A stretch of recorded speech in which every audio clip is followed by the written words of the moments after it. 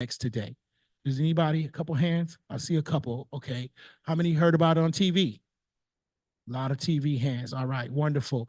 There will be me and Clay did an in focus. He already did one in focus. There's a part two to the in focus that Clay just recently did coming up this Sunday morning, where we're going into even more depth on this issue. And we're actually offering up some solutions on this issue as well.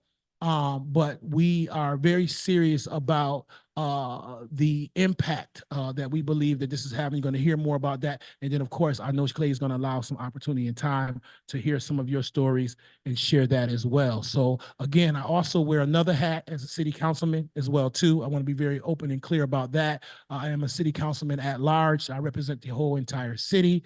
And so there was some new information shared today that I may come back later with at the end of the session and share with you as regards to some acts that we want to begin to foster and advocate for our citizens here in Rochester. So without further ado, I'm going to present it over to Mr. Harris, and then he can go into his presentation. Thank you. All right, y'all ain't got to clap. It's just Clay. Clay from the way. That's right.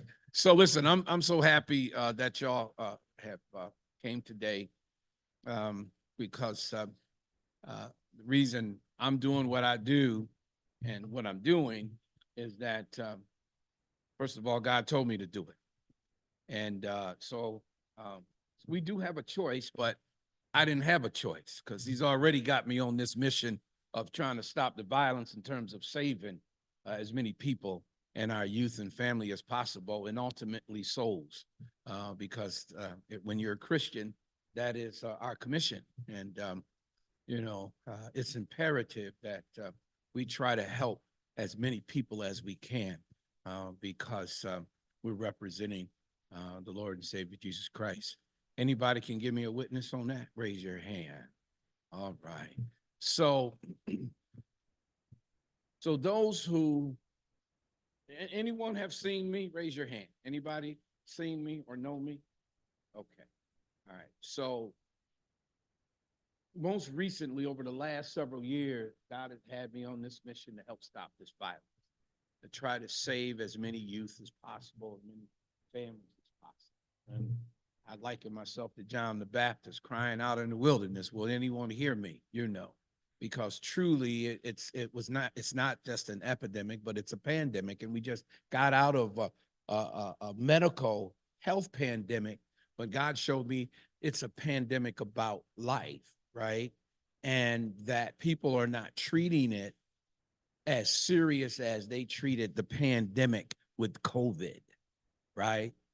And he said that reason he is allowing this to happen is to put prickles up in our butts so we can get uncomfortable, right? And so that we will get involved where you guys have, some of you have, but where you have not been involved to help people, where you've seen them need help, where you've seen so much carnage, so much death, and so much destruction and so much violence in the streets, and you haven't gotten involved. He's been trying to provoke all of us to get involved. And he said, okay, then I'm going to get more personal with people, right? A lot of times people don't get involved until something happens to them or their family or someone close to them, right? And so he said, I'm gonna touch some of our pockets. I'm gonna touch their pockets, and I'm gonna get them more concerned. And so I ask you today, and I submit and say to you today, if you can be concerned about your finances and your pocket, that they are messing with your money, God is talking to you today that people are messing with his children. And he wants us all to be more concerned about his people our people than we are about our money. Can I get a hand clap? All right. So I won't say nothing else about that. I hope it hit where it's supposed to hit and it resonates with y'all. Okay. Right here. Okay. Now, so I'm a real estate broker, so I'm just not a community activist. I have been active really since I was in elementary school. Didn't even know what it was, but they put me out to advocate for stuff, right? And in the 5th grade. But I have been active literally since I was young. And so I care. And the violence aspect of it parallels with what I do, and that's trying to provide help and justice, right? So as a profession, I'm a real estate broker. I have been licensed as a real estate broker and an agent for over 30 years, okay? I was licensed when I was 10 years old, so, you know, right? Come on with me. Yeah, I know you hear me. So, and then I am also a property manager. Okay, so I manage properties. I've been managing property for over 30 years. And I'm a general contractor, and I've been in general contracting for over 30 years. I've been investing in real estate in Rochester since the 80s. I did that since I was about 5 years old, okay, right? And so I am acutely, intimately aware and knowledgeable of the real estate market here in Rochester, but everywhere, to be quite frank with you. Not as intimately as I'm here, but I'm very cognizant, I'm aware, right? And so that's, I believe, one of the reasons God chose me to do what I'm doing, because I got this knowledge, right? But then at the same time, he also showed me 5+ years ago what is happening.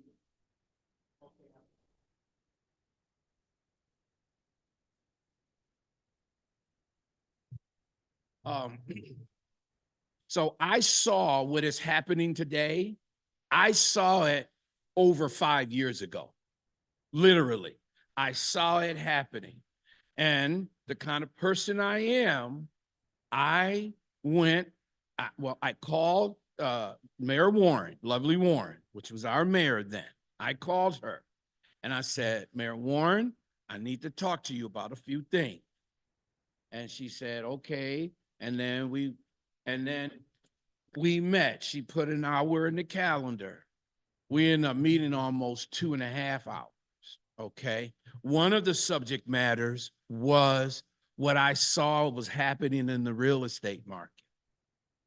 People were buying property that was assessed at, say, 40 to 50,000. They put a little money in it and they were selling them. This was 4 or 5 years ago, 5, 6 years ago, and they were selling for over 100,000. And some of the most challenged areas in the city. Okay. And so I won't go into any more details than that, but I was hoping that she would get in front of it. That's what I was hoping, right? And then when when Mayor Evans got mayor-elect, I had a relationship with him too. I called him and I told him, I met him in his office. And I told him the same thing that I told Mayor Lovely Warren. And now he put a commission together, like a committee to go fact find about real estate. But he didn't do what I thought he was going to do. And that was to get out in front of this.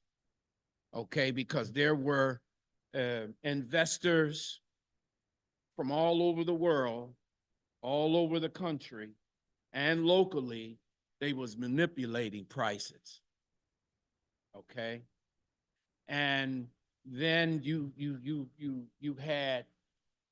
had other players that knew no no house in some of these challenged areas was worth no 100,000, 110, 120, 130,000, but they was lending money.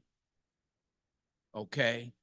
And things were being appraised at, because in order for somebody to buy a house at that magnitude, well, at almost any magnitude, unless you're paying cash, you got to go to the bank and get a loan, and you have to get it appraised, and then you close.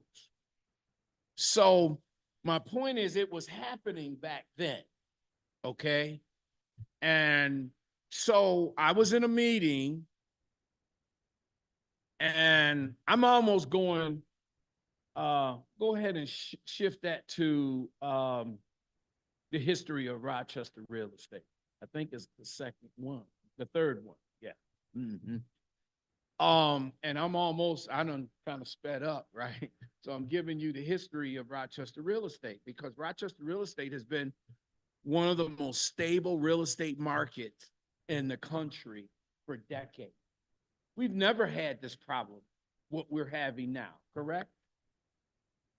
It's because people saw that our properties were stable and they were low price, and it started going all over the world how cheap our houses is. And all these greedy people, I'm just being real, coming flocking from all over the world, China, Israel, Australia, Europe, everywhere, to say, oh, we can make money.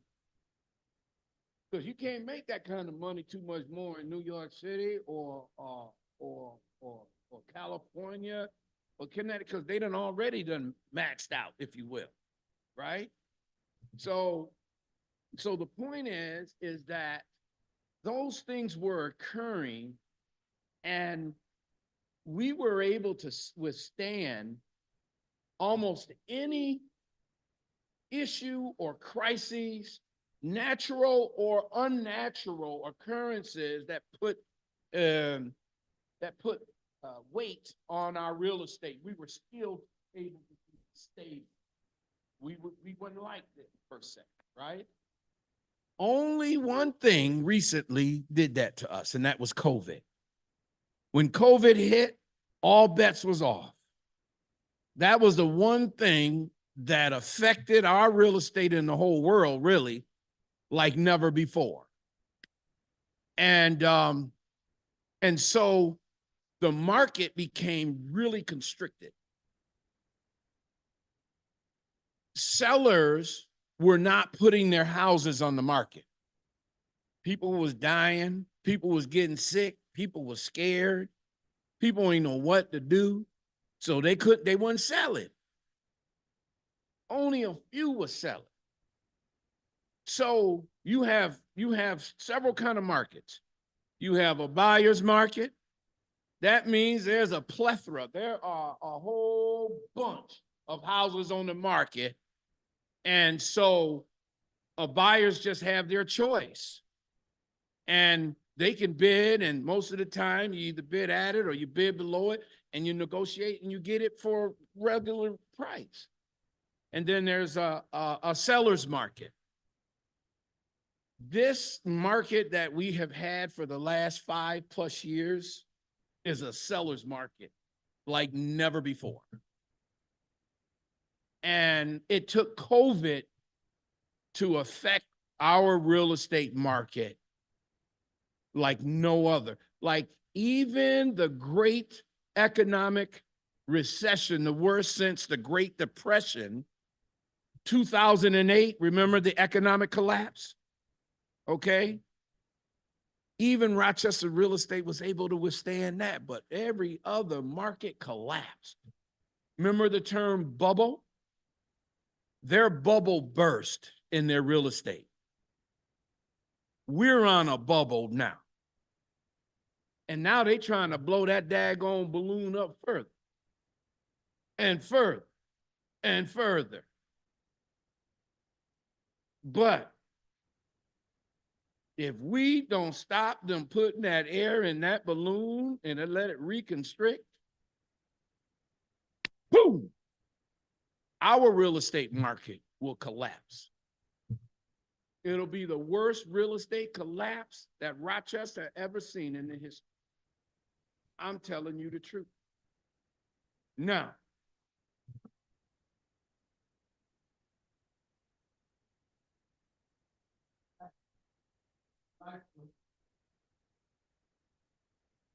oh, that's right. Yes. Thank you. Yeah, let me take it with me because I like to move.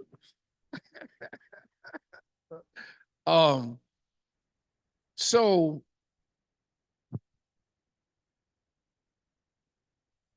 Councilman Pastor Willie Lightfoot,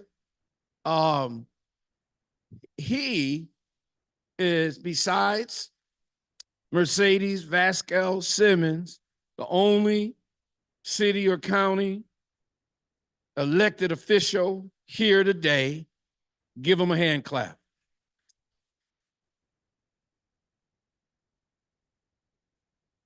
Now, I'm just going to be real truthful. I know they want me to shut up, by the way. Okay, for real. I told them that in this first one when I was doing it. Listen, if they, find a way to sit me down, I told this brother here, and because he's been at each one and several of you other people, y'all keep up the mantle, okay? Because they want to get rid of me. People who ain't here. Think about it. This is real. They're money. You know how they see in the movies or whatever, follow the money? There's money. I can't, I'm walking a little bit, but I'm going, okay? But I'm just telling y'all, this is serious business. Why you think I'm the only one talking about it? I mean, I'm talking about normal people. Some people may say I'm not normal. Anyway, except, Pastor Lightfoot and Miguel and Mercedes. They don't want them to talk about it either. People don't already approach people. Now, why you think they ain't here? Watch this. They can't see that, I don't think. Y'all didn't catch that? Did y'all catch that? Did y'all catch that? I'm gonna do it again. Okay? Okay? Okay? That's why. But I'm not doing that. He ain't doing that. She ain't doing that. I mean, for real. I can't tell you everything, but I'm trying to tell you enough. If we, as the people, don't stand up and take a stand and say no, we're done. This is gentrification on steroids. Like never before. All of us gonna be gone. But my question to you, where are we gonna go? So what I'm saying to you is that where our real estate market was stable, it's becoming unstable. It's being manipulated. And when you get enough houses sold in a given area, whether it's on a street or a geographical area, legally it's about a mile as it relates to real estate, where now they can pull comparables, okay? Because that's what the assessor is telling y'all what y'all got to do to fight their absurd reassessments, okay? So when you get enough houses sold in a geographical area, now that becomes what they consider market value. That's what they're saying this is now. It's market value. They're hanging their hats on that terminology because houses have been selling in geographical areas for a number of years now, sprinkled throughout the city. So now that's justifying most of your assessments to go up almost double to triple to quadruple, and there's been some that's went up over 5 times. True that. So what I'm saying though to you guys is that the reason I'm doing this is bringing us together to push back enough on the administration, first of all, Mayor Malik Evans, because he's the mayor. He was elected recently. If he wanted to stop this, because he had to have heard about this already. I know him personally. I've known him for years. If he wanted to stop this, it would have been stopped already, because he would have made a phone call to his assessor, because that's his administration. And he said, what in God's name is you doing? Right? How you going to do to people like that? Right? Because this really is about the people, right? The citizens. And city council.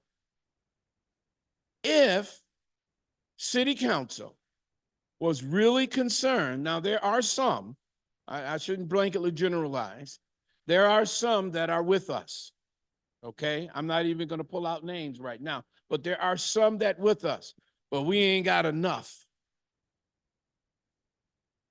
We got to get more city council, and we got to get Mayor Evans to see the light, because there is a light.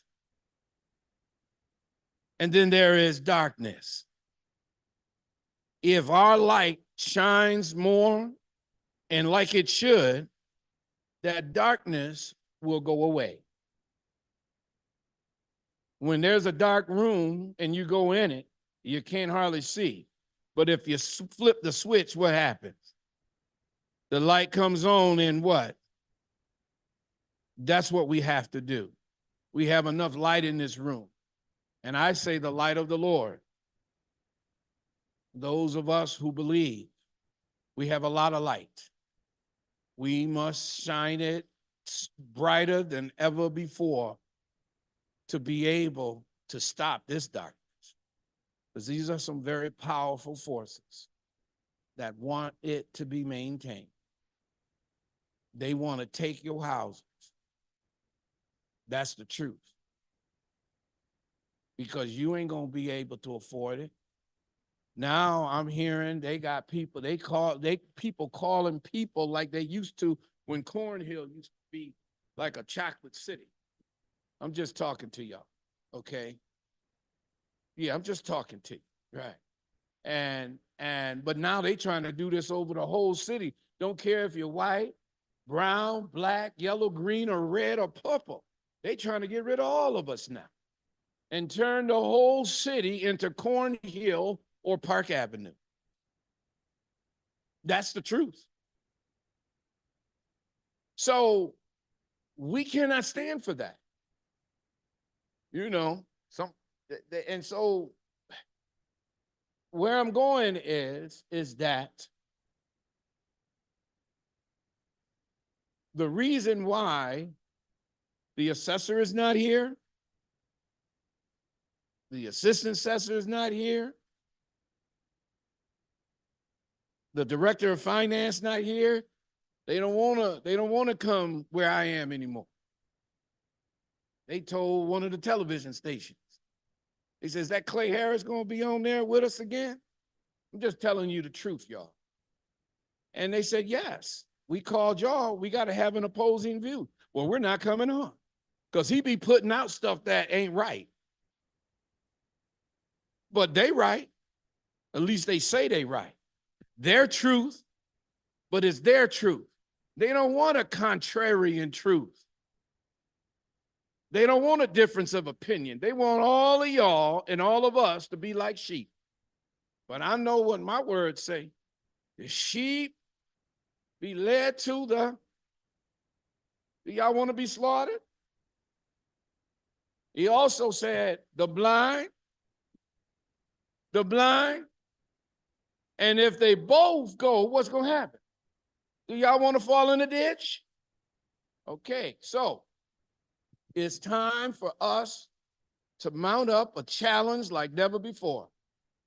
The civil rights movement fought for this very issue, one of these very issues.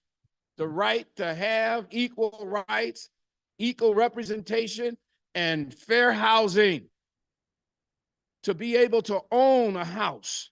They ain't just used to let us own a house because they had either redlining or gentrification. Poor people couldn't own no house. Black people couldn't own no house. Brown people couldn't own no house. Senior citizens couldn't hardly own a house because they don't fix income. So now they want to jack the prices such that nobody, they don't care if you white and you middle class. I'm just talking to y'all being straight up. I ain't sugarcoating no. This affecting everybody, all of us. This is an issue that we can galvanize and rally around to make a difference. And say, no, you will not make us go. Can I hear that? No, you will not make us go. Let me hear it one more time. No, you will not make us go. Now, there is, I'm going to say a couple things. I'm going to, Pastor Lightfoot is going to play some takes, some segments from some of the news segments. We've been trying to keep this in the news as much as possible, right? Been working overtime. And they should have been here today, but they're not. But that's okay. Can I hear people's power? Can I hear people's power? Congrats, Carol. Can I hear You're people's really gonna have power? to get those new dentures. Power to the people. Aspen Dental is offering $500 off premium dentures. Power to the people. Others look their best. Blast from the past. We begin So, this half hour with outrage over here it is. home assessments coming in higher than some property owners expected in the city of Rochester. 13 WAM's Carly Miner took their questions straight to City Hall today. Carly, good evening. Good evening.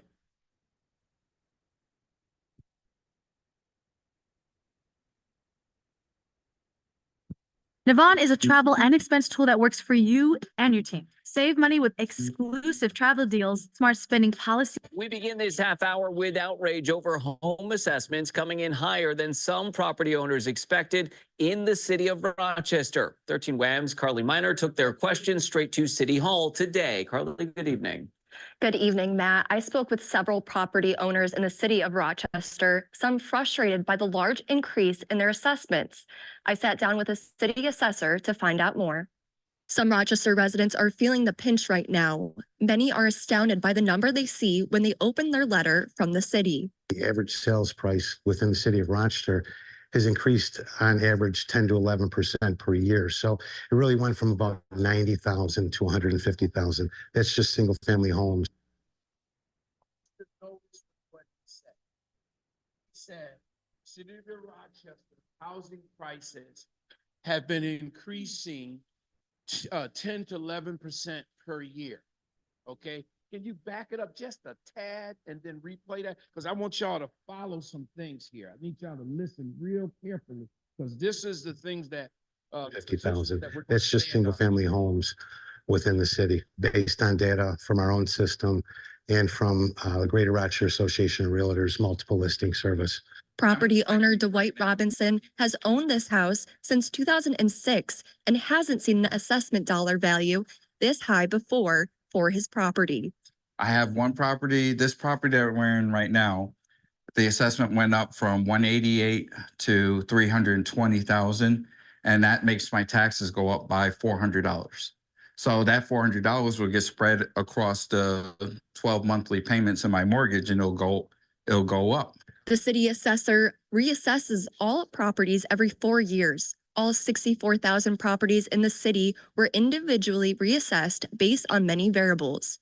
We've got 132 different market areas or value neighborhoods in the city.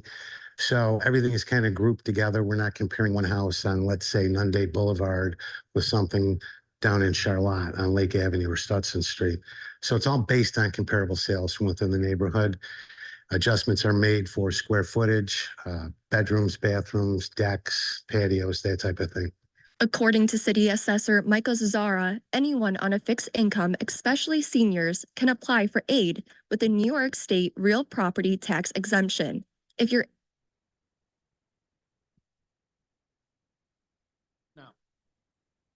Thank you. I want to say this to you. I want you to remember what he said, because we're going to place some other ones where, again, The asphalt, outside expectations, with a low roof line for easy loading and 31.4 feet of rear cargo space. The off-road ready Mazda CX-50. We're looking for outsiders. If you're watching us right now and you're among the tens of thousands of people in the city confused and upset over the reassessment of your home, there is help tonight. There's a meeting in just over an hour where you can share your frustration with people who probably feel the same way. Chief Investigative Reporter Berkeley Breen met with a man who will greet you at the door. What is it that you're trying to accomplish here tonight? We're trying to shed a bright light on the city's reassessing the whole city.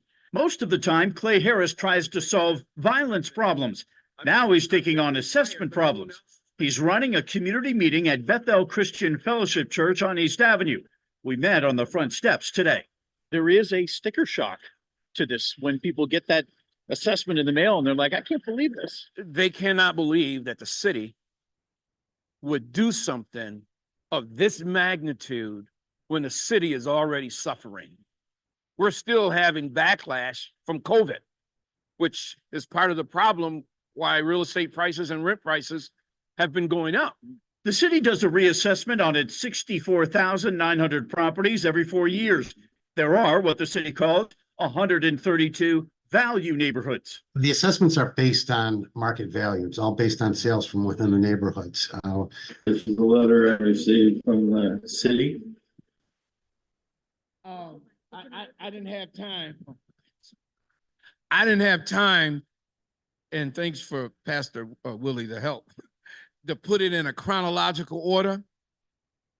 This one should have been before, because this was the first light that was shed. This was the first, that 10 broke it, okay? Early January, okay? And remember what he said, market value. He said market value here. And then at many of our meetings that they were at, I said, listen, it shouldn't be market value because that's not true market value.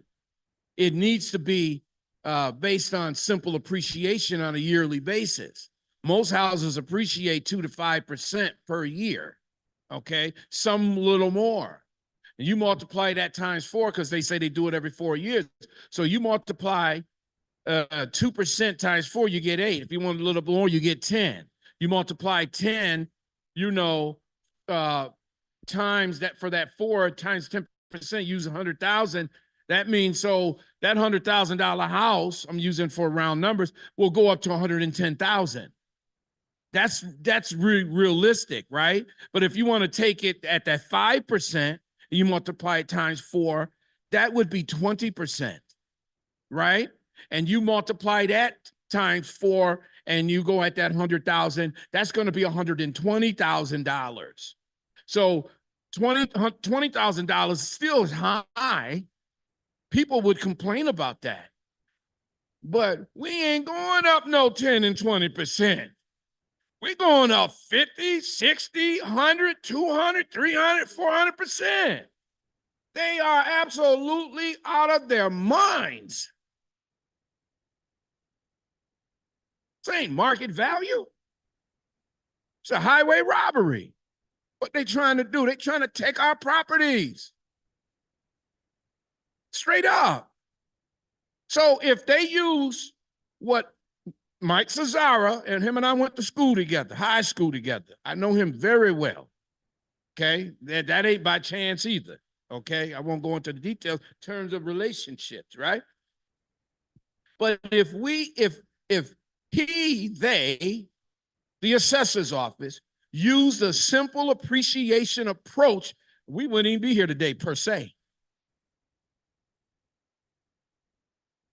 But they trying to use market value. All these these properties is escalated out of the stratosphere for reasons that are not natural and natural.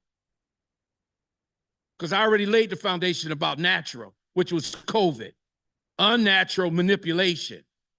For the most part, there are some people that are moving in and they see the price because they're coming from New York City or California, $150,000 for this beautiful house. And then that market was so constricted, shoot, I paid $250 because if I was in California, New York City, I'd pay $500,000.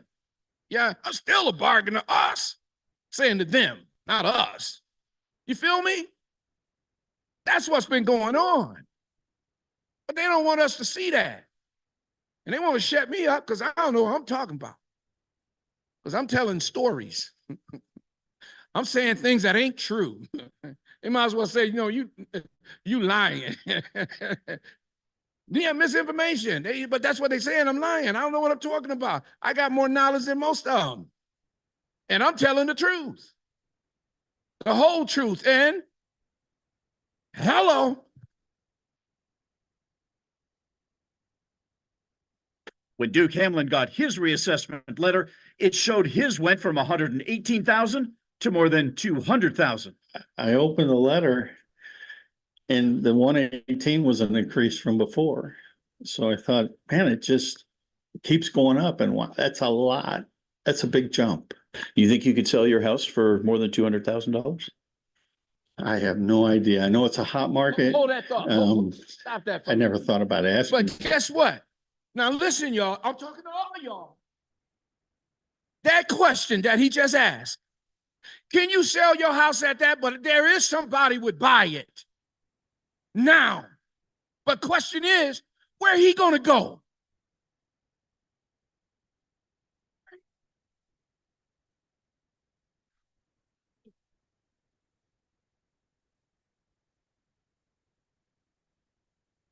For that. So the meeting with Clay Harris is at 7 o'clock tonight. If you can't make it, there's another one on Thursday, again on Tuesday at different churches in the city. We're going to post those churches and their addresses on this web story tonight. The city has about 1,500 informal challenges already. The deadline to formally challenge your assessment is March 19th. Now, to allay some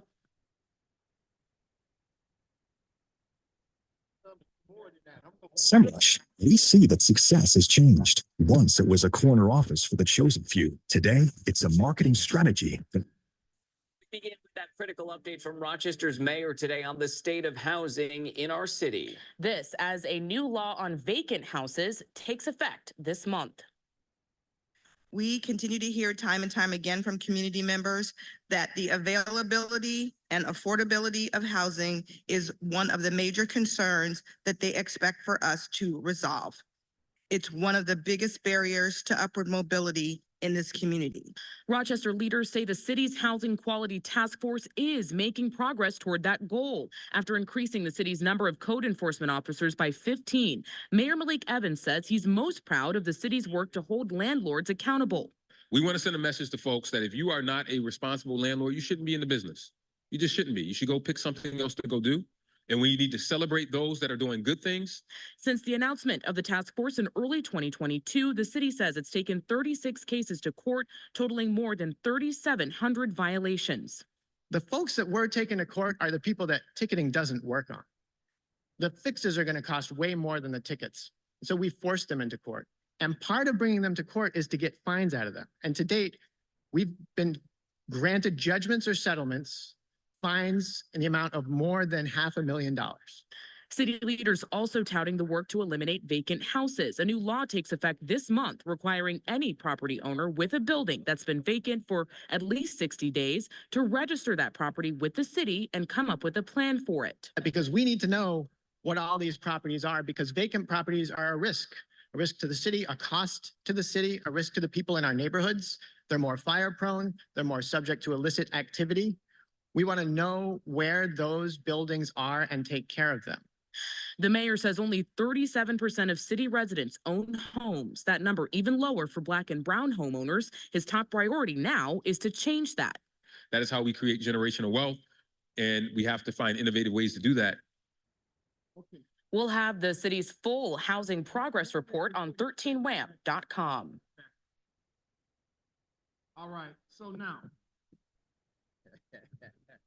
I got my reminder here, y'all, because I sure need it. I be forgetting. So check this out.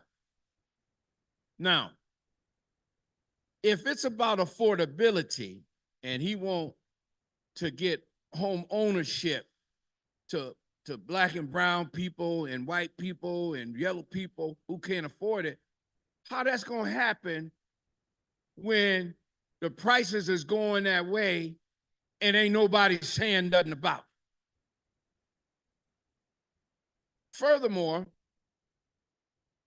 if there is only 37% of home ownership of properties in the city of Rochester, what is it going to be in another 2, 3, 4 years if the prices continue to escalate like this?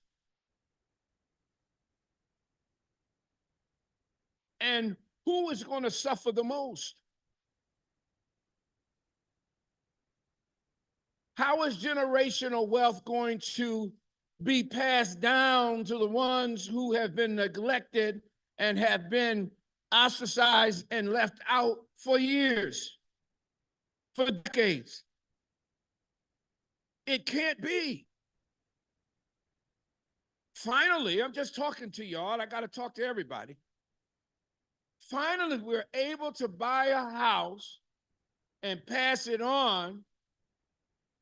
But now we ain't going to be able to buy a house to pass it on. So how is generational wealth going to occur? Go ahead and play that last one. Can't hear nothing. Thank you.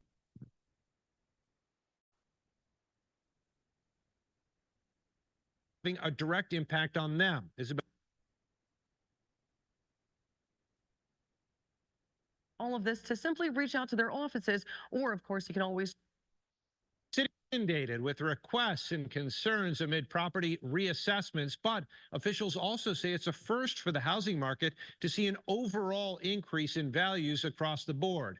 As the informal review process wraps up this week, organizations working with renters say this is having a direct impact on them. Isabel Garcia joins us now in studio with more. Isabel. Yes, good evening to you, Adam. While the city assessor's office says it's working to keep up with the 6,000 plus review requests, officials recognize this is a challenging period, using the term sticker shock to generally describe what the community is seeing right now. Meanwhile, renters we spoke with say they too are seeing those increases, and that impact is being felt. Homeowners in Rochester are seeing increases of double, sometimes triple assessed property values in the latest round of appraisals. Reassessments are based on sales of similar homes in the neighborhood, typically happening every 4 years as directed by the state. We've instructed the call center to send them back to us, and we'll provide the forms for the official process known as the Board of Assessment Review. But once we get those in, hopefully the property owners will return those quickly, and we can still carry on somewhat of an informal process.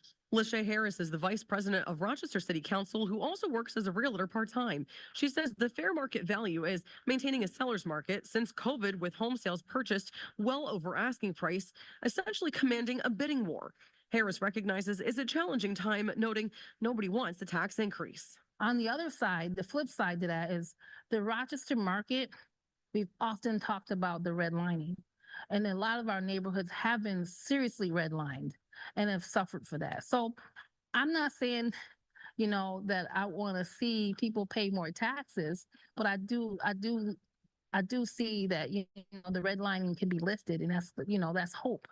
It's going to be very hard on a lot of people, especially on social services, because you're only allowed a certain budget, and they're not going to give you an automatic rent increase in the next 90 days because your landlord said it went up $100. So, like nowadays, even for a family of 1, 2, or 3, you're only allowed a certain amount of hundreds of dollars. It's barely enough to get a 1-bedroom, actually. Now, for renters, city leaders are encouraging anyone with questions or confusion about all of this to simply reach out to their offices, or of course, you can always just call 311 and that will connect you to the information line with the city. For now, reporting in the studio, Isabel Garcia, News 8. Okay, so Another point of interest, and you might have missed it, but the part of the problem of why there's also a housing crunch, I want y'all to listen to me carefully, in the city of Rochester, forget Monroe County for now, but the city of Rochester, is that the city has had a policy for decades to bulldoze down homes.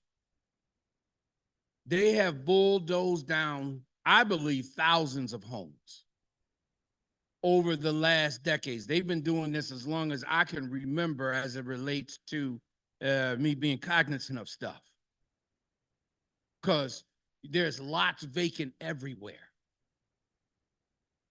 Now, when you bulldoze down a house, that takes another house out of the market for potential occupancy, whether you are a homeowner occupant, or a renter, right? Think about how many houses that they have bulldozed, and I submit to you, I'm telling you what I know, the vast majority of those houses were rehabitable. But they had a policy and they just did it. Okay? Secondly, many of those houses were just not single-family homes. They were multi-family homes, where you had studios, you had 1 bedrooms, you had 2 bedrooms, and you had 3 bedrooms. Do the math as it relates to the housing stock going down because of bulldozing going down. You wonder why, I ain't done, but you wonder why people can't find nowhere to live in an apartment. That is true too. And then you not only have a lack of it because of that policy, and it's still in effect. I came before city council probably about 4 months ago. No, maybe 5, 6 months ago. When they was, and listen to me.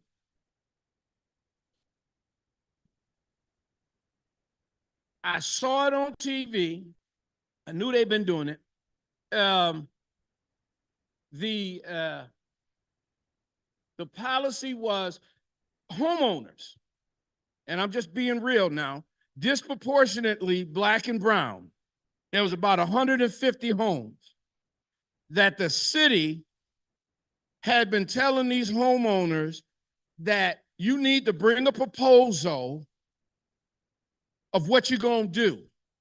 And if you don't do it before this deadline, we're going to take it and we're going to bulldoze it down. And charge you for it. Now listen carefully. Listen. That's a flawed policy.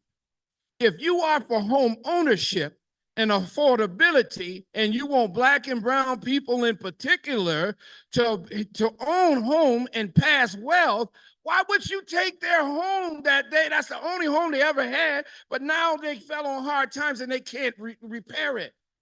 Why wouldn't you now give them a loan, or a grant, low interest loan or a grant? That same money you use to bulldoze that home, why don't you give it to them to fix their house up? Think about it. Like, duh.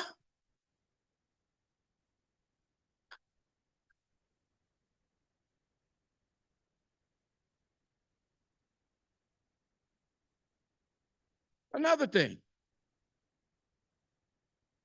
There's been a policy, I don't know if it's still in force.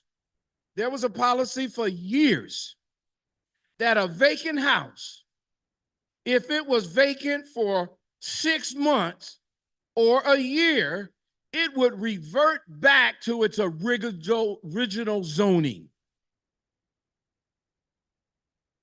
So many houses in the city were converted from a single family because the house was like 4,000 square feet, 2,500, whatever, and they can get 3, 4, 5 apartments in there. And so people was now being able to find an affordable apartment.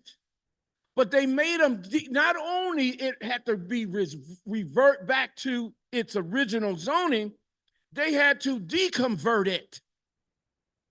Meaning all of the electricity, all of the plumbing, all of the heating had to be removed.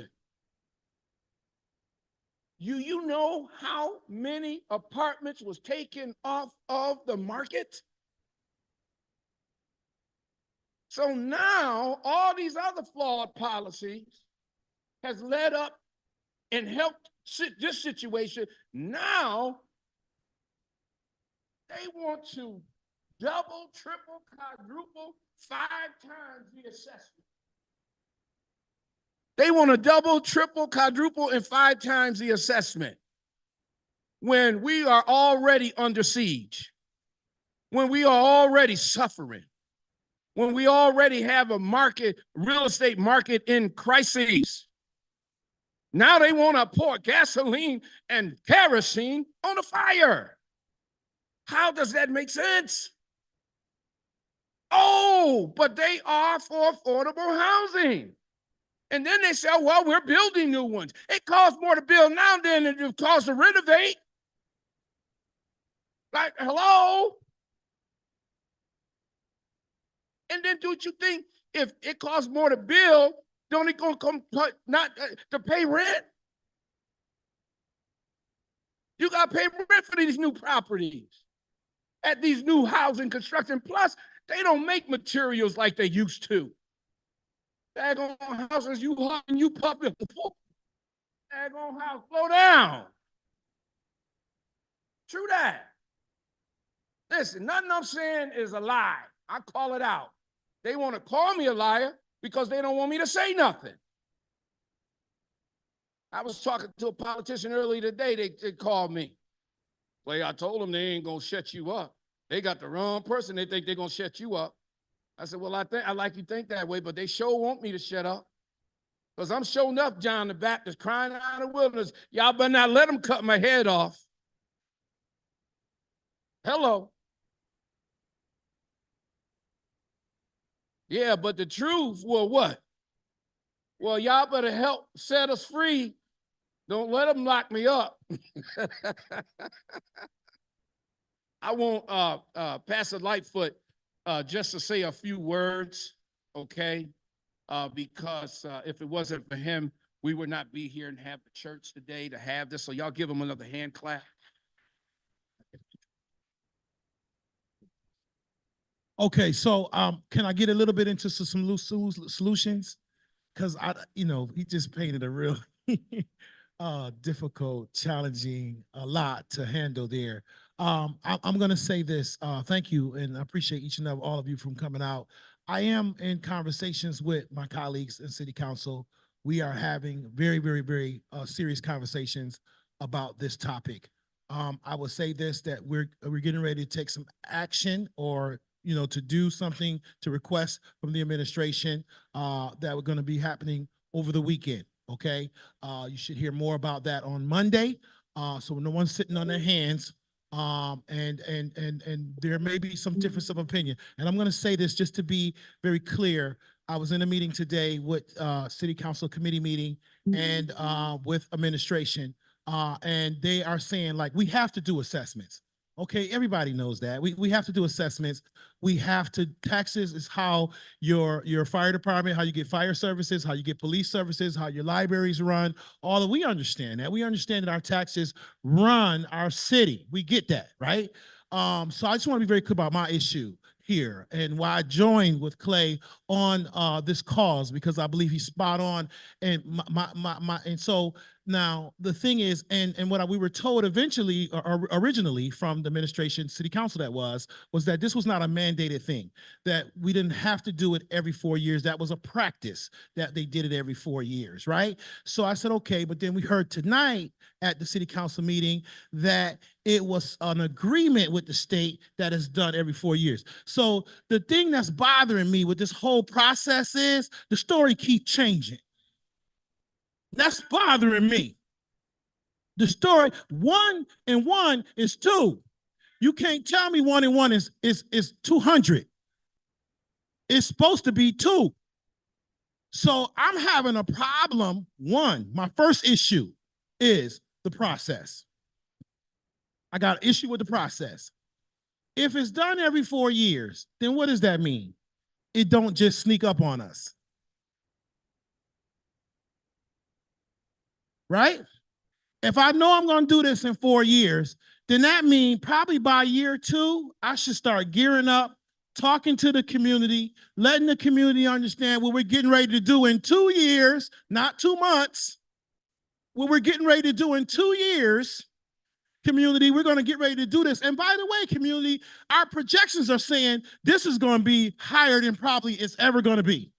So when you get that letter, don't be so amazed, because we're going to tell you ahead of time, but we're going to let you know that by the time maybe some of your exemptions get in there, by the time all of these other things happen, that most likely some of your taxes may go down, because just because your assessment goes up doesn't mean necessarily that your taxes are going up, because there's other variables and factors. So that should have been a conversation that should have been happening year in advance, to go around the community, have community sessions like this, and educate our community on this process. Period. No one can dispute that point. I got a problem with the process. How this was rolled out, just flat out right wrong.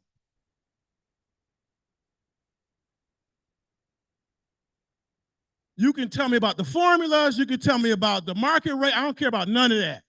I care about it, but I'm saying that's down the road. I'm saying how you wrote such a significant thing that can cause hysteria. I got people, seniors, calling me that are going to the hospital. They're getting so worked up over this. I don't want to put nobody in that type of situation. If you telling me, this is what you're telling me now, and I'm about to stop because I feel like I'm about to preach. But listen, if you telling me that, look, Councilman Lightfoot, don't be alarmed, because that same elderly person may find out that their taxes is going to go down. Okay, then why did I put you in the position to think your taxes was going up? The letter should have been more clearer, concise, and should have been more accurate. Because what was not on your letter on the opposite side was your exemptions. Your star exemption, some of you are veterans like me, mine probably gonna go down, because I'm a veteran. I'm a clergy member. Clergy members get exemptions. We get certain, some of you seniors, you get exemptions. So I'm not saying Clay right, administration right, this side, that side. I'm saying the process itself was flawed and was wrong. And we got to stand up and admit that, take accountability for that, and say that's wrong. So what I'm saying is, you know how they do in a football game? Sometimes they throw a flag on the play and they say, we got to stop. It's timeout. They got to call, coach got to call a timeout. I'm calling for a timeout.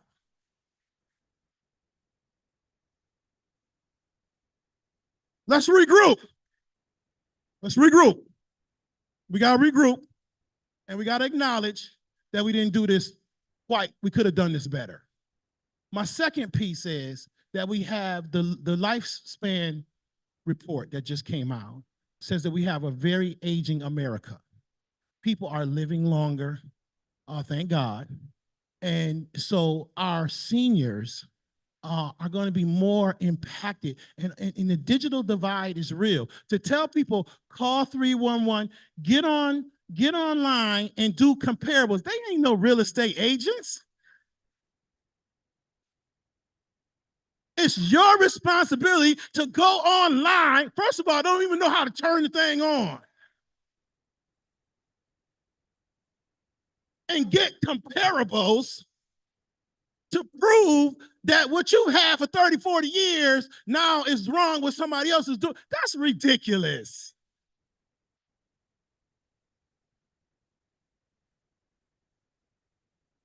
Then we heard in one of the meetings, and I'm almost done. We heard in one of the meetings, they said, one lady said, Zillow, one point said one thing, because that's where they're telling you to go.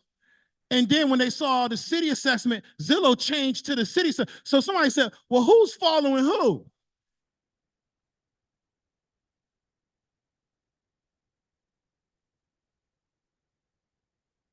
And then my third piece is this. We're sitting in 14605. This church is in 14605. My barbershop is in 14611. Those two zip codes are the poorest zip codes in the state of New York. Now we know New York State is a world leader. So New York, California, Chicago, you know, the big cities. So we know if they're the poorest in New York State, then most likely they're probably some of the poorest in the country, right? So if these underinvested communities, disinvested communities, historically, systemically, structurally, for years, I'm born and raised on Jefferson Avenue. I'm 52, I'll be 52 this year if the Lord's will. Now, we're gonna put a potential extra burden on people who are already living below the poverty line. Make it make sense. It don't make sense. So I can't in good conscience, because we were, I believe a lot of people forget that, we were elected by the people.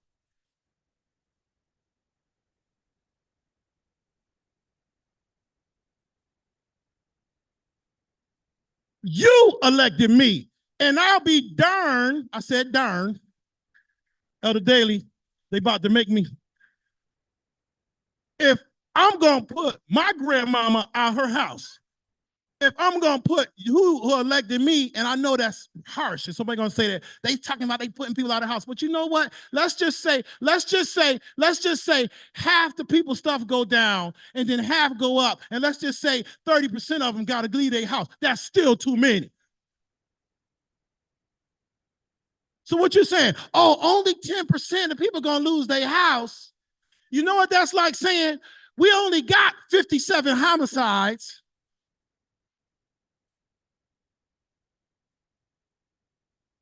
One homicide is too many.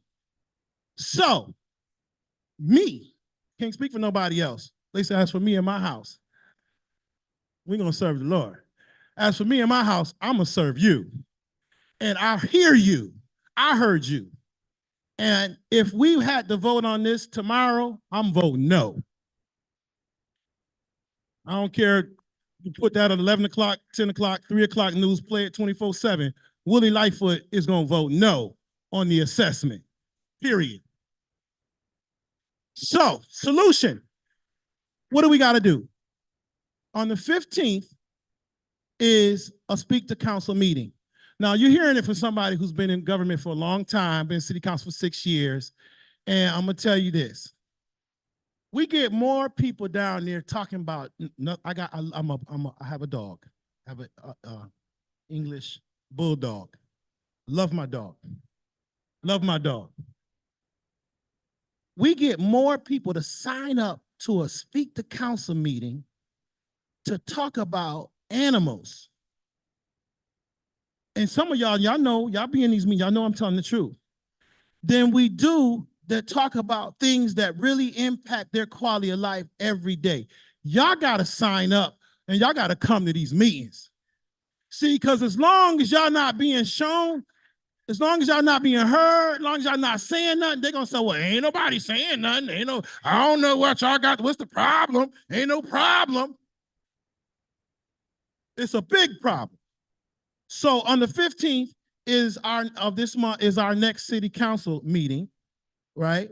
Is our next, wait, hold on, give me 1 second here. Give me 1 second, is that right?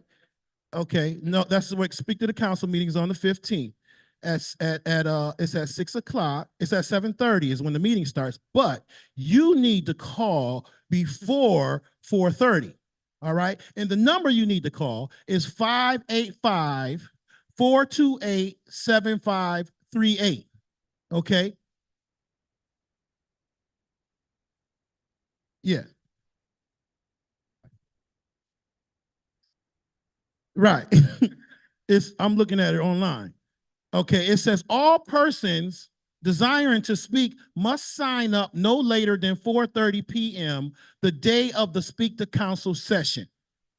Constituents can register to speak to council by calling 585-428-7538.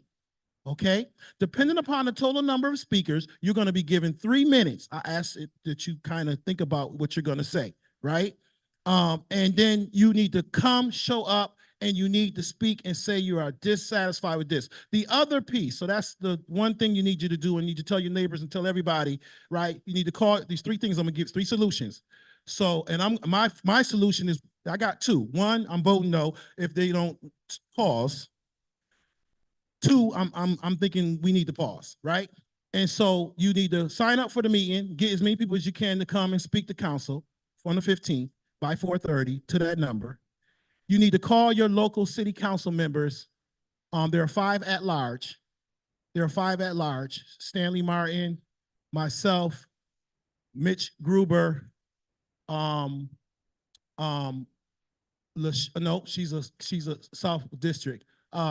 And Kim Smith and Stanley Martin. Those are the 5 at large, so they represent everybody. So if nobody else get a call, them 5 should be getting a call. Then you have the district representatives. If you live in the Northeast, Councilmember Patterson, who's been coming to a lot of these meetings. And then you have Miguel, or no, not Miguel, Lachey Harris, who represents the South District, okay? And then you have Mary Lupian, who's over there in the Culver area, East District, right? And then new council member, Bridget Monroe, who represents the Northwest, okay? Call your council members, email your council members, tell them your displeasure with this. And then the third thing and final thing, and I'll get out of the way, that you need to do is dial 311. And I know that's, I understand that, but you gotta get 311. And now they talked about the 6,000 ones they had on the news, but tonight meeting, they had an additional 2,500, 3,000 tonight additional to those. So they overwhelmed. We gave them some additional support, but again, they overwhelmed. And there's another reason why they need to pause, because you can't rush through tens of thousands of homes of re-challenging all of these assessments. You can't rush that. So that's the solutions. I'm one of those that's always the glass is half full, regardless of what's happening. We are people of faith, so we believe in God, and no matter what, God is on our side. God is in control. God is in control. And so because we have people that do care, and you guys have come out and you've shown that you care, we need you to continue to, because your voice matters. And we need you to exercise your voice in the appropriate manner so that it can turn and change the trajectory in which they're pushing this through. And again, I want to be very clear about this. I am not naive enough to think that we don't need assessments. We have to have taxes in order to provide the services that we need. But that should be done in a decent, equitable, honorable way. And this has not, in my opinion, been done in a preventive way to prevent the chaos that they have created. So thank you. God bless you. Thank you.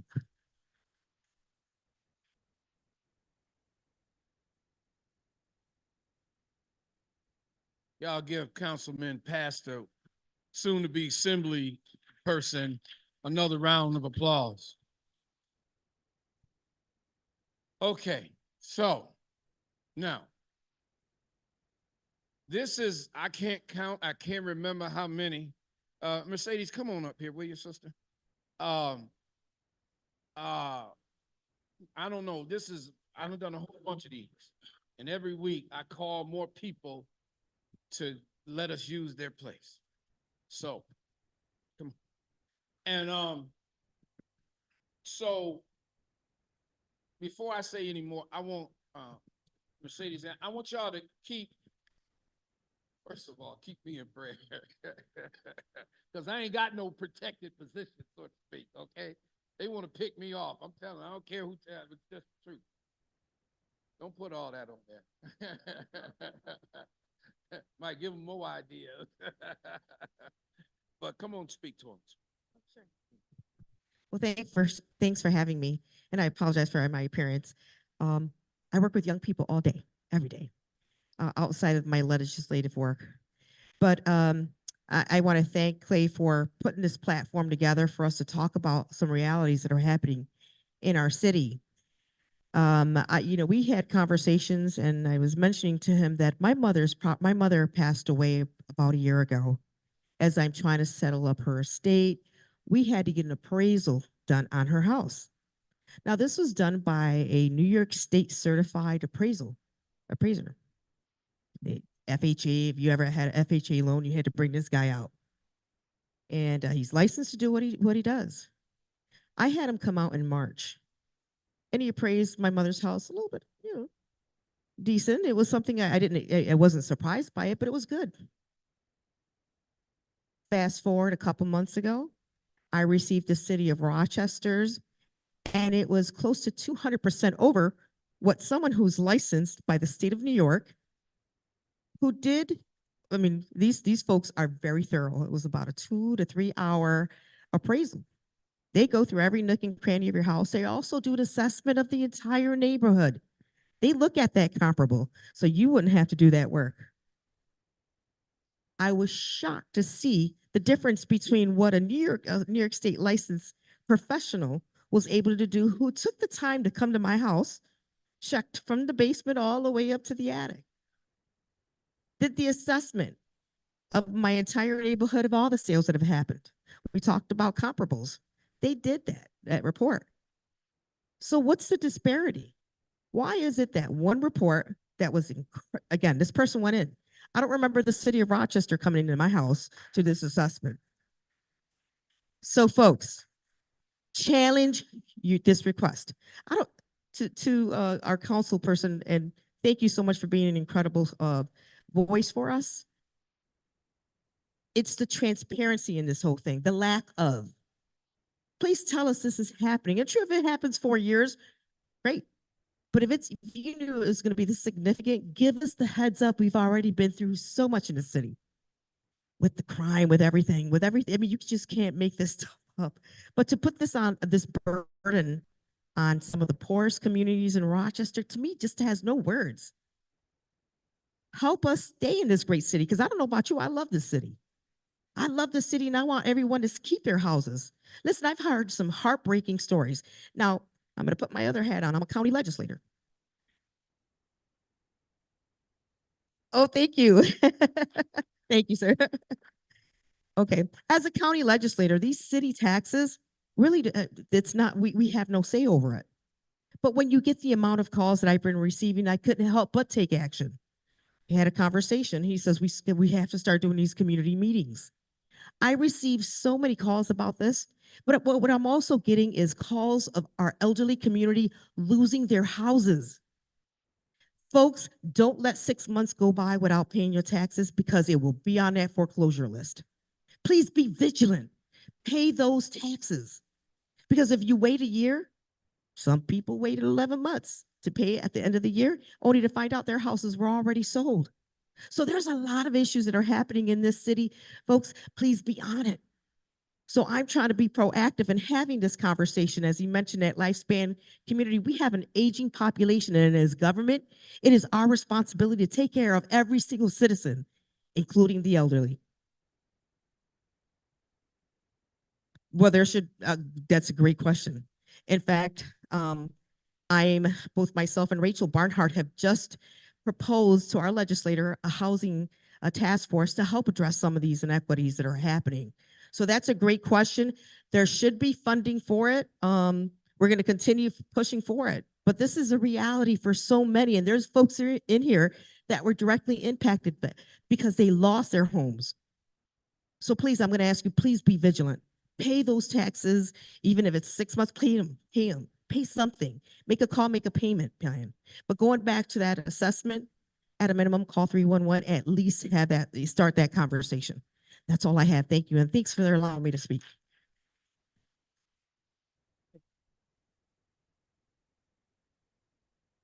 I'm about to speak on that too.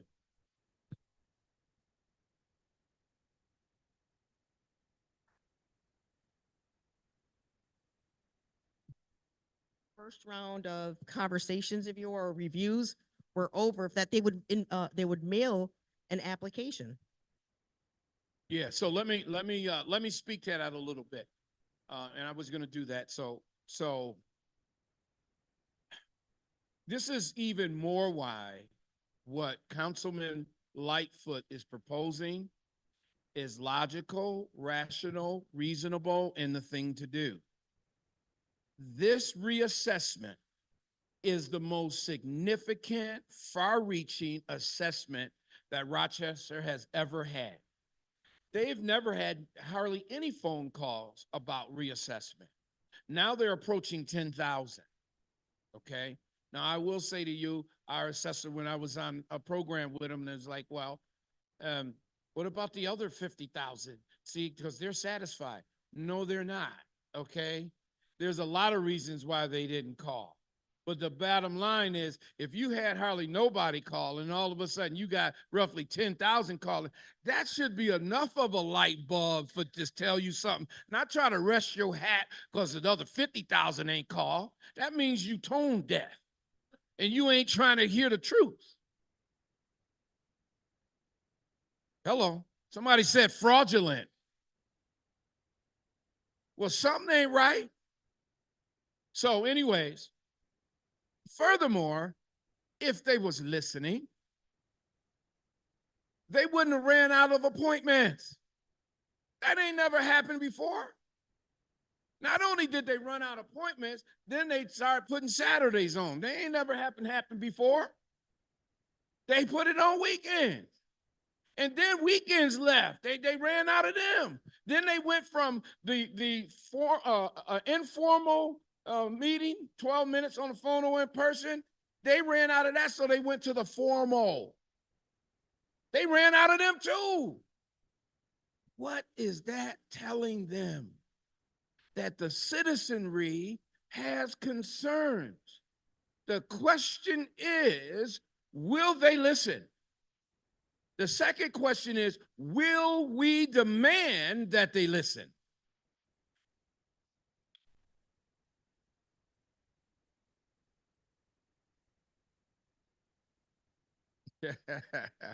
I'm going there in a minute.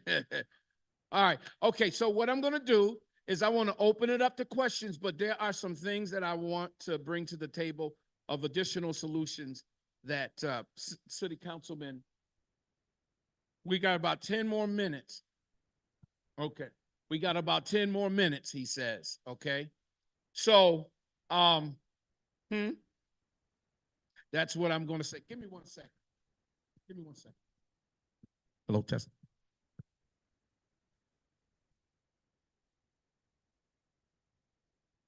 All right, he's going to give us a few more minutes. I had to appeal to him.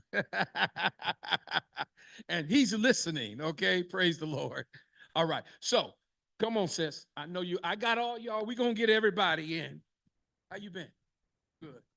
Hi, my name is Elizabeth McGriff. I'm a member of the Citywide Tenant Union, and I see how this is going to affect tenants in our community as well, because the cost is going to be passed down to them, and we already have people that are already burdened. So my question is to Willie Lightfoot. If City Council has a say-so and you are in a supervisory position, couldn't you stop this and say, don't do this, we need to do something? Is that what you're planning on doing? Because you hear the community saying this is outrageous. You see the cause that are happening in the community. So we need to stop this and end it for our community.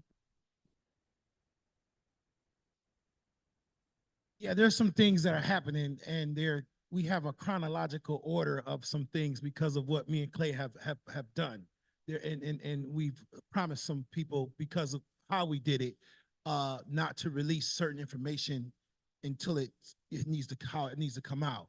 I would just say to you that that's exactly the direction we're moving into, right?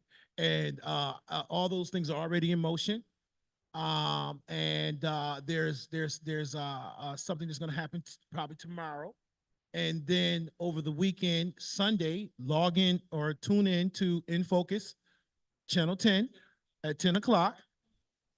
Right before you go to church, you'll hear even further information on what we're proposing, what I'm proposing. As the council member, I'm stepping out the plate and saying, hey, this is my proposal, and I'm coming with a solution. I'm not just talking about the problem. Here's what I believe is a solution to this matter, right? And then I've asked my colleagues to join in with me on this solution. And I've gotten about half so far. Okay. So that's where we are right now. But without me going into too much, yes, by Monday, you will have a full understanding and in writing exactly the position that I'm personally taking on this matter, and that I'm putting forth to the mayor and the administration into this community. All right.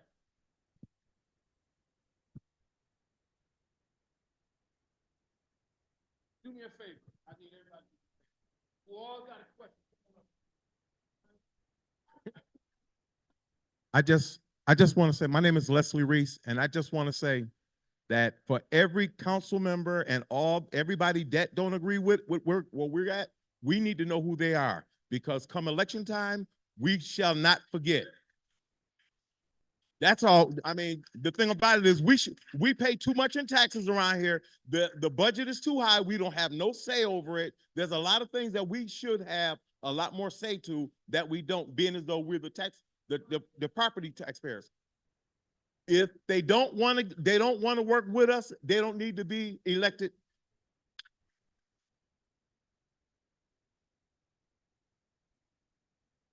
All right, here's one. Here's one right there. You walk right by.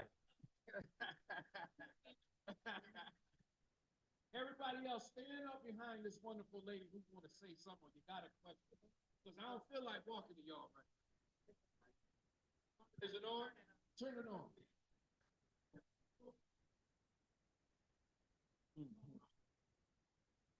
Okay. Oh.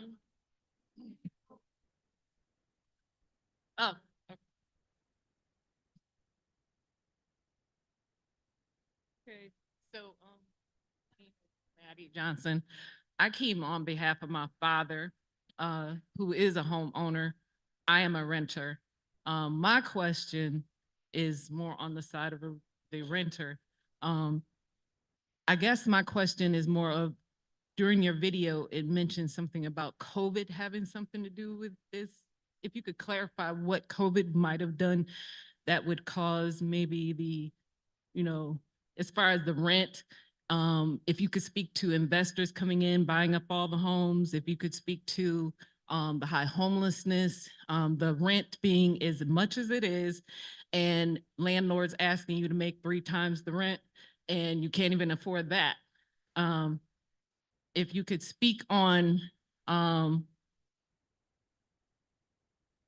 I got you. Because you asked a whole bunch of deep questions. Let me stop right there. That's enough. Let me hit. That's enough. Because we be here all night answering your questions. So, first of all, COVID was the worst natural disaster that the world has seen maybe since World War II. And that wasn't even natural, that was man-made. I was gonna say Spanish flu, but I hesitated because I didn't know the effect it had on the world. I know it had effect on the United States in 1918. But anyways, so when that happened, it froze up people. The market froze up. There was not too many houses on the market, not too many people moving out of apartments or selling homes. That makes, and then real estate brokers and agents came up with this wonderful idea, highest and best offer, delayed showings, which has never been before. It created a frenzy to be competitive bidding, that people started just going ridiculous because they wanted to buy a house. They started bidding 25,000, 50,000, 100,000, 250,000 over asking price. That's the truth. That's what escalated. Okay. Now, the state ain't raised their amount of grants in 20 years. So that's part of the problem too, for people not being able to pay. I'm going to say this to you, because I've been debating and arguing with a whole bunch of realtors and brokers for a while now, telling them, why you're doing this. Well, it's my fiduciary duty, meaning legally who pays their commission, normally it's the seller, to get the highest price. I say, yeah, but you got to be reasonable and practical, because you know this is not natural. Sit down with that homeowner and say, listen, we don't want to create a collapse in the market. Let's be reasonable. If we can get 10,000 over, which is unusual, let's be satisfied with 10, 15,000. Let's not get greedy and say 25, 50, or 100,000 over.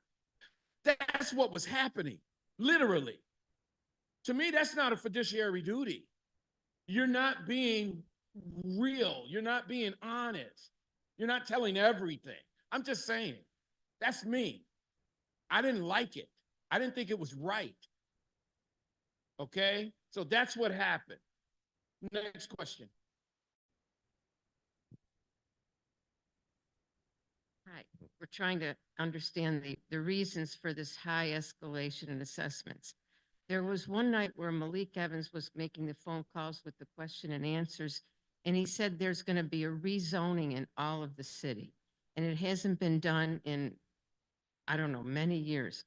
My question is this rezoning that they're doing, is that gonna be a high cost? Is that part of this high escalation of assessments? I think it's some. I can't speak to that because I have not studied it yet, right? So I don't want to speak to what I don't know. Maybe Councilman Lightfoot might know a little bit, but someone brought up the other day, I think it was Alec. I don't know if it was you, but anyway, I'm just going to speak on it very quickly, that there was a vacant lot, a small vacant lot across town that is just a small vacant lot, and now it's on the market for 345,000 or something like that. I never thought about that or considered that those are increasing because these developers are coming in, these investors that want to build new construction. And now these lots they was giving them away to the next door neighbor, homeowner, and all that stuff. And now perhaps that's what's happening, but I'll do some due diligence. Let me just tell you a little bit about rezoning. The importance of rezoning, part of it is Rochester being an aging, old industrial type of community has changed a lot over the years. I'll give you an example. Jefferson Avenue, those of you who've been around long know that it was more of a commercial street. Well, now, because of all of the empty lots, it would probably be better zoned mixed use or residential, because there's really no commercial things there. But if for it to be C1 or C2 down the whole street doesn't create those housing opportunities that we so desperately need, because we have such a shortage of especially affordable housing, right? So that rezoning helps us. When you look at the 2034 plan and you look at all of that, that helps us get to a better place as far as what is the capacity for each neighborhood for this century, for now, as opposed to what was happening years ago. Yes, ma'am. Yes. Yes. Right. So all of these things intertwine, right? They all intertwine. And so but tonight, and to answer the lady's question, the reassessment rezone are two different things. They may intertwine as far as, yeah, but they're two different issues, okay? Tonight is about the reassessment, and that's done by practice every 4 years. And so now we've come up to that again.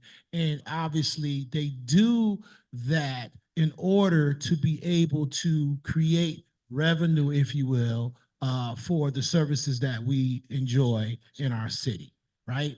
And so that's where we are. Okay, No, not this, no. okay, so before another question is we have I just solidified more dates. Did everybody sign in? Anybody has not registered, raise your hand. Okay, anybody who has not registered, I need you guys to, before you leave, register. Because what we're doing is we're capturing everyone's information, and we'll be in communication through via text chains and email chains. Because we have to, this has to be a movement, right? Like I called for the first time, I done had about 100 press conferences. And for the first time, I've actually went on the front steps of a municipality. And it was a city hall. We only had like 9 people. That was pathetic. Even though it was like 3 to 4 days, that was enough because I sent out enough email chains for somebody to do what they had to do to get here, okay? So my point is, if we don't show up in numbers, we ain't gonna make a dent, okay? Because they're gonna think we don't care and they can get away with it, okay? Now, so next Tuesday, we have next Tuesday, we're going to be at Faith Temple Apostolic Church. Apostolic, you know what I'm trying to say? Apostolic. On Arnett. On Arnett. Yes. Okay. Bishop McCullough, you'll get flyers, okay? All right. On the 15th, it'll be on the flyer too, speak to council on the 15th. Sign up. Call before Thursday, 4:30. On Saturday, the 17th, we're at Dr. Fowler's church. What's his name? Reverend Fowler, yeah. Church of God on Clarissa. Yes. What's the name? First Church on Church. Clarissa Street, okay? We're there from 1 to 3. Again, this is going to be on the flyer, the new flyer, okay?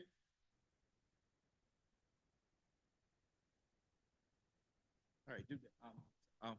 We created a template for those of you that still want to dispute your assessments, where you just plug in your name, plug in the amount that they said, plug in the amount from before, and then you plug in. So you don't have to write a big soliloquy.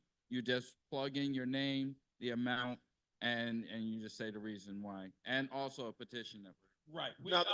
We are putting a petition together, and that was a suggestion by Councilman Lightfoot. We're hold your thoughts. Shh. Let me tell you. Slow down. So we're putting it together. We should have it via the internet and our website by Monday. Okay. All right. It's being drawn up. It's almost done. Let me give you another suggestion too, Brother Clay. Go ahead. That as you're putting all of these documents in that one central location, of course, realizing, as I said before, the digital divide is real, so we got to help each other, right? Also, I would, and I'll send this to you. I would also send all of the council members' email and phone numbers. Good idea. As well. Good idea. Right, so that you can contact them directly. Good idea. We will have that too. We'll put that together. It'll be on the petition, and then we're gonna have some physical petitions where y'all can print it out, take to your church, take to your neighborhood association, and whatever, okay? Right? To work, I don't care. Now, the 17th is the church on Clarissa. 334 Clarissa. That's a 1 to 3 on next Saturday. Then, the 24th, the 21st, we are at, the Apostle Church on on Lyle and Augustine, the Catholic church there. Okay, we'll be there at 7. Again, it's going to be on the flyer. And then on the 24th, we're going to be at Minister Florence Church. What's on Plymouth, 101 Plymouth Avenue. Central Church of Christ on Plymouth Avenue. Okay? So we working overtime. By the way, I don't get paid nothing for what I do. Matter of fact, I'm sacrificing more than I should, to be honest with you, right? But I gotta do it. So I need y'all to gotta do it. Okay? They even coming at me like, Clay, I ain't gonna tell you, why you doing all this? Yeah, because I care. You know? So go ahead with your question. Where's she go? This is the final question, and then I'm gonna have our pastor emeritus going to lead us out tonight.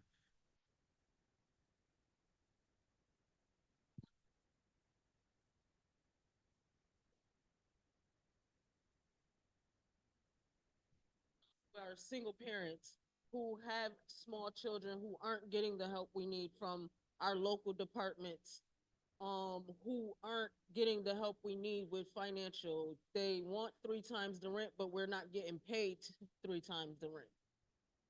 What about those of us who work from home, who need the internet service, but with the rent, we can't afford to get internet service, work, and find somebody to take care of our children? Yeah, so you're talking about total health and wellness is what, we started the program last year, and it was a pilot, and dealing with all of the root of issues that people are having.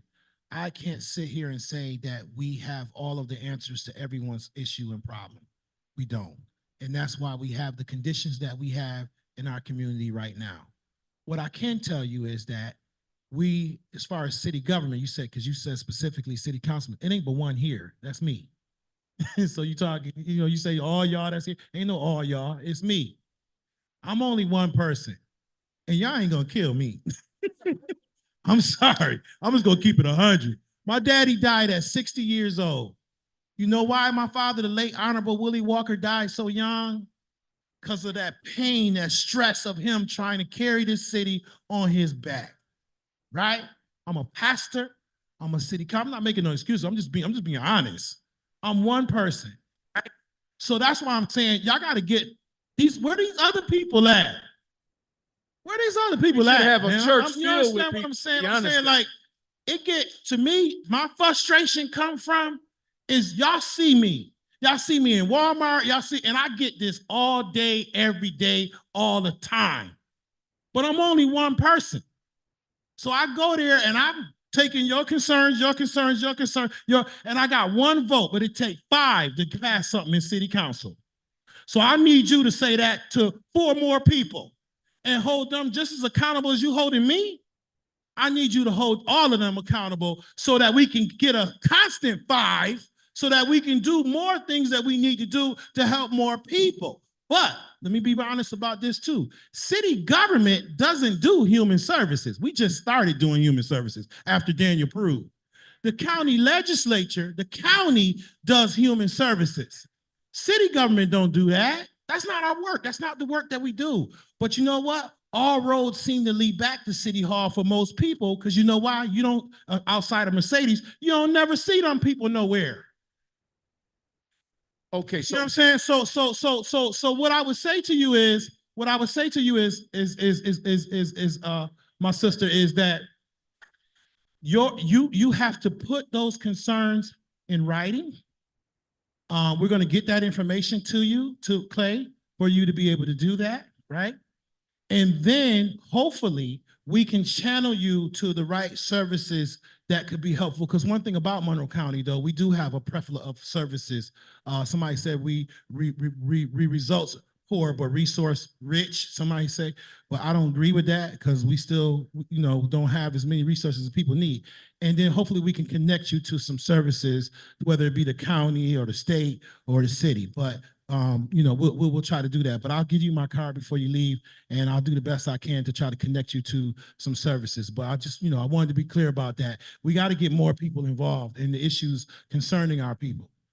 Okay, so Sorry. what up? I said that. I'm gonna get the information to Clay, right? And if you signed up in the back, when Clay sends out the information, he's gonna attach that information to that. That's gonna be for the city, predominantly, because that's where I'm at, right?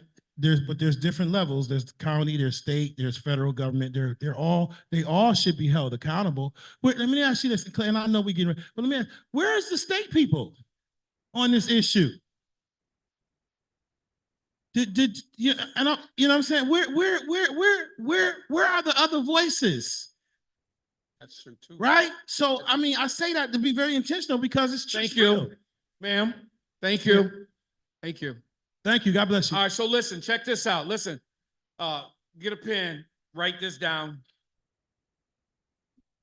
This is our website. As of Monday, I am 99% sure I just have my communications director to put all this implement. So I'm going to rely on Councilman Lightfoot and some other folk to help me get this information. But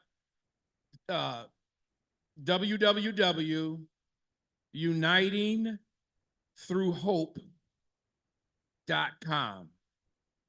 www.unitingthroughhope.com.